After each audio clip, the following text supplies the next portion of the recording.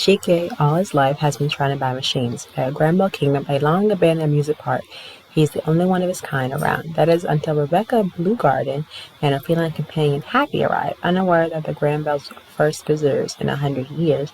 Their goal is to make fun videos for their B-Cube channel, but when they instead find a friend in the social awkward Shiki.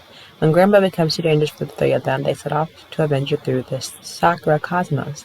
They help to make more interesting videos, even 5 and includes the goddess Mother, while Shike wants to make more friends. Spurred on by the words of his late grandfather, of course, the journey will not be easy, as no one has ever seen Mother before, but Shike is determined to reach his goal and explore the boundless reach of space together with his new friend. This anime has about 25 episodes, April 11, 2021 to October 3rd, 2021. Based on a popular manga series, is action, comedy, fantasy, and sci-fi. The theme is space. The demographic is shoujin, and each episode is 20 minutes per episode and rated PG-13. Let's get started into the review. What I really like about Ed and Zero, even though people might say it might be a fairy tale spinoff, it's not. You do see references to the creator's previous work by seeing some, previous fairy tale characters, but it's very different from that. I feel like this story is a different plot than fairy tale because it mainly revolves around space and the space environment, community, and users.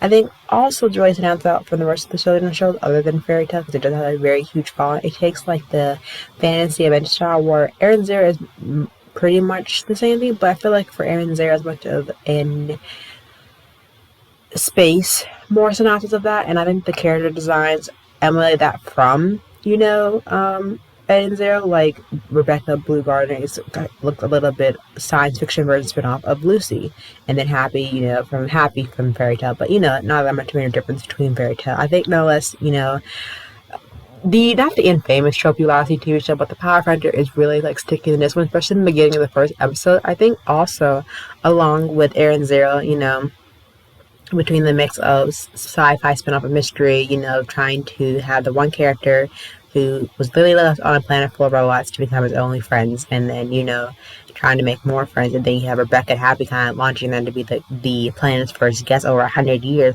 Just take a different twist off of the fairy tale genre. I think over time, Aaron Zero is trying something different that is very strong alien-based predecessor of fairy tale, but I think overall you can see how Aaron Zero tries to set itself apart from fairy tale.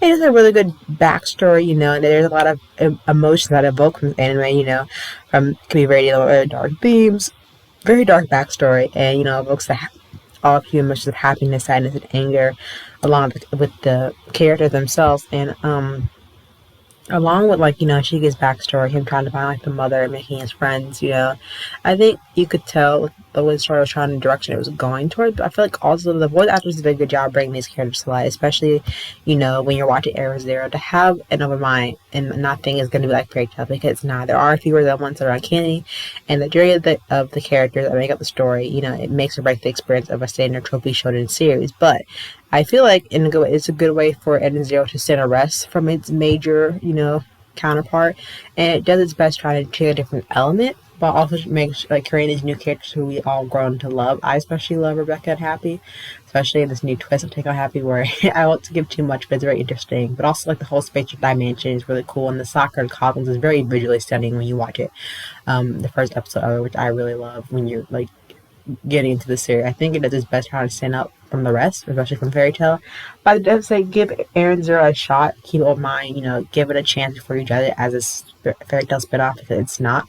I really enjoy the space themes too, and the adventures that the characters go on, and all the different characters that they encounter along their journey, visiting these different planets and their different inhabitants, and how they explain some of the users and the magic in this space fantasy type genre, and I really enjoy it a lot. And the cast and characters are a thrill to get to know and pick who's your favorite, and also seeing who you kind of relate to on this sense of journey. But definitely check out Ed and Zero and give it a shot, because I think this is one of the space animes that I really enjoyed thoroughly so far. But definitely check out Face Up and let me know what you think. But until then, bye.